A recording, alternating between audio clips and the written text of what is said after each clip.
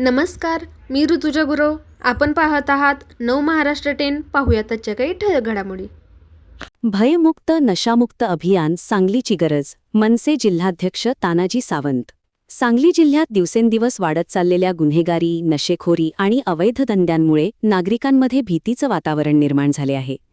अलीकडील गोळीबाराच्या घटनांमुळे सामान्य नागरिकांच्या सुरक्षेचा प्रश्न ऐरणीवर आला आहे.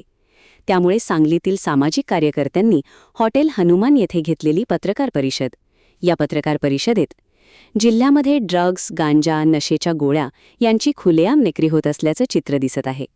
तसेच मटका, ऑनलाईन लॉटरी आणि इतर अवैध धंदे राजरोसपणे सुरू आहेत. एवढे सर्व उघडपणे सुरू असताना पोलीस प्रशासनाला हे दिसत नाही का, असा प्रश्न सर्वसामान्य नागरिक विचारत असल्याचं सांगितले. महिन्याला ठराविक एंट्री घेतली की सर्व काही सुरळीत असल्याचं दाखवले जाते का, अशी ही चर्चा जनतेत सुरू आहे. या सर्व प्रकारांमुळे जिल्ह्यातील गुन्हेगारी वाढीस लागलीय. रिव्हॉल्वर, बंदुका आणि इतर घातक शस्त्रे एवढ्या मोठ्या प्रमाणात जिल्ह्यात येतात कुठून, याचा शोध घेण्याची गरज आहे. जिल्ह्याचे पालकमंत्री यांना ही परिस्थिती दिसत नाही का, की त्यांचा पोलीस प्रशासनावर धाक राहिलेला नाही. जिल्ह्यातील कायदा व सुव्यवस्था ढासळत असताना जनतेच्या मनातील हा प्रश्न अधिक तीव्र होत आहे. चॉकलेट खाऊन अधिकारी यांचं काय ऐकत नाहीत. सर्वप्रथम पालकमंत्र्यांची हकालपट्टी म्हणण्यापेक्षा यांना हाकून दिलेलं बरोबर, तरच जिल्ह्याचा कायदा सुव्यवस्था राखला जाईल असं आमचं मत आहे. सत्ताधारी भाजप व इतर त्यांचे सहकारी पक्ष कायदा सुव्यवस्था राखण्यासाठी काय उपाययोजना केल्या, हेच गुन्हेगारांना पोहोचतायत. देवेंद्र फडणवीस साहेबांना हेच अपेक्षित आहे का? लाडक्या बहिणींना फक्त पैसे देऊन त्यांच्या मुलाबाळांना गुन्हेगार बनवतात, नशेखोरी जाणतायत, अवैध धंद्यामुळे दिसत आहे. त्यामुळे शासनाने तात्काळ कठोर कारवाई करून सांगली जिल्हा भयमुक्त व नशामुक्त करण्यासाठी ठोस पावले उचलावी. यावेळी महाराष्ट्र नवनिर्माण सेना सांगलीचे जिल्हाध्यक्ष तानाजी सावंत, शंभूराजे काटकर, कुलदीप पेरकुळे, रवींद्र वळवळे, सतीश साखरकर, रोहित कबाडे, श्रीधर करणे आदी उपस्थित होते. कारवाई किंवा ही काही गुन्हेगारी थांबली नाही तर नागरिकांना, संपूर्ण जिल्ह्यातल्या नागरिकांना घेऊन आम्ही तीव्र आंदोलन करणार आहोत. परवा एक घटना झाली, लहान मुलाचा बळी गेला. अशा अनेक घटना झालेत, टोळी युद्ध झालेत, पण तरीही कुठलाही नेता, राजकीय नेता असेल, मग सत्तेतला असेल किंवा विरोधातला असेल, यावर कोणी आवाज उठवायला तयार नाही. आणि त्यामुळं प्रशासन हे काळे चष्मे घालून बसलंय. दिसतंय सगळं, पण ते दाखवायचं नाही. फक्त एक महिना झाला की ते दिसतं त्यांना, बाकी महिनाभर दिसत नाही. अशी जी परिस्थिती आहे, याला कुठंतरी उघडं पाडण्याची वेळ आलेली आहे. आणि आम्ही तुमच्या माध्यमातून यांनी 8 ते 10 दिवसात जर नाही उघडं पाडलं, मटका गुटखा जे काय असेल, तर आम्ही सर्वजण ते ऑनलाईन करून उद्ध्वस्त करू, हे आम्ही प्रशासनाला आवाहन करतो.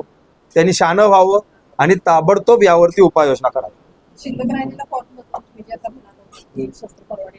शस्त्र परवान्याचे 35,000 आम्ही फॉर्म समितीच्या माध्यमातून भरून घेतलेले आहेत नागरिकांचे. ते आम्ही सोमवारी जिल्हाधिकाऱ्यांना देऊन त्यांना विनंती करणार आहे की एवढ्या 35,000 लोकांना तुम्ही शस्त्र परवाने द्या, अन्यथा कायदा सुव्यवस्था तुम्ही अबाधित ठेवा. कारण जिल्हाधिकारी पण तेवढेच जबाबदार आहेत.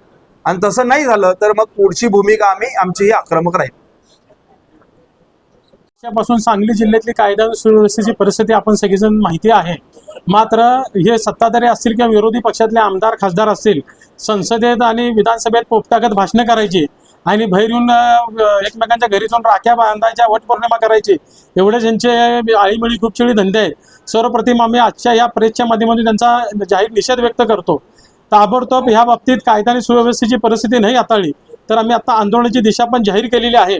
याची दखल घेऊन पालकमंत्री असतील, इथले आमदार खासदार असतील, यांनी ताबडतोब ह्याच्यावर ॲक्शन घ्यावी. आणि एक खेद वाटतो की सर्वसामान्य आमच्यासारखे सामाजिक कार्यकर्ते कुठल्या तर आंदोलनाची हाक दिल्यानंतर आम्हाला पोलीस रात्रभर डिटेन करून ठेवतात. मात्र गुन्हेगार यांच्या गाडीतनं फिरतात, त्यांच्यावर पार्ट्या होतात. ह्याला कोण जबाबदार आहे? ह्याचा जबाब पालकमंत्री असतील आणि सर्व लोकप्रतिनिधींनी दिला पाहिजे. जिल्ह्याची कायदा आणि सुव्यवस्थेचा पार रसा तळाला गेलेली आहे. जिल्ह्याचे पालक म्हणून पालकमंत्री, जिल्ह्याचे प्रमुख म्हणून जिल्हाधिकारी आणि त्यांच्या हाताखाली जिल्हा पोलीस प्रमुख आणि प्रशासनानं यात जनतेला आश्वस्त केलं पाहिजे आणि अशी काहीतरी कामगिरी करून दाखवली पाहिजे की जनतेच्या मनात लोकांच्या जो पोलीस प्रशासनाबद्दल कायदा सुव्यवस्थेबद्दलचा एक भ्रम तयार झालेला, एक भीती तयार झालेली आहे, ती भीती लोकांच्या मनातून उतरली पाहिजे. इतकी गुन्हेगारी शिखरावर पोचलेली आहे की तुम्ही लहान मुलाचा बळी घ्यायला सुद्धा मागं पुढं पाहत नाही. लोकांच्या घराघरात एक चिंतेचं वातावरण आहे की आपल्या घरातली मुलं बाळं बायका पोरं सुस्थितीत आहेत का. लोकांना यापासून रिलीफ पाहिजे आहे. दोषी म्हणून आता जिल्ह्याचे पोलीस प्रमुख आलेले आहेत, त्यांनी त्यांच्या आडनावाप्रमाणे दोषींना कारवाई करून जेरबंद केलं पाहिजे किंवा वेळ प्रसंगी एखादं जिल्ह्यात एन्काउंटर केलं पाहिजे. मग त्यासाठी काही लोकांना घेऊन जिल्हा पोलीस प्रमुखांना योग्य भूमिका घ्यावी लागेल. अन्यथा कायदा आणि सुव्यवस्थेचे 3-13 वाजलेले आहेत. जिल्ह्यातला एकही आमदार, जिल्ह्यातले 1.5 खासदार यावर बोलायला तयार नाहीत. यांनी लोकांच्या प्रति भावना जाणून घेऊन, लोकांच्या भावना त्यांना माहीत नाहीत असं नाही, मात्र जी आळीमिळी गुपचिळीची भूमिका घेतलेली आहे, जी गांधारीची भूमिका घेतलेली आहे, त्या गांधारीच्या भूमिकेतनं कुठंतरी ॲग्रेसिव्ह होण्याची गरज आहे. तुम्ही तुमच्या साखर कारखान्यांना कर्ज पाहिजेत म्हणून ॲग्रेसिव्ह होता.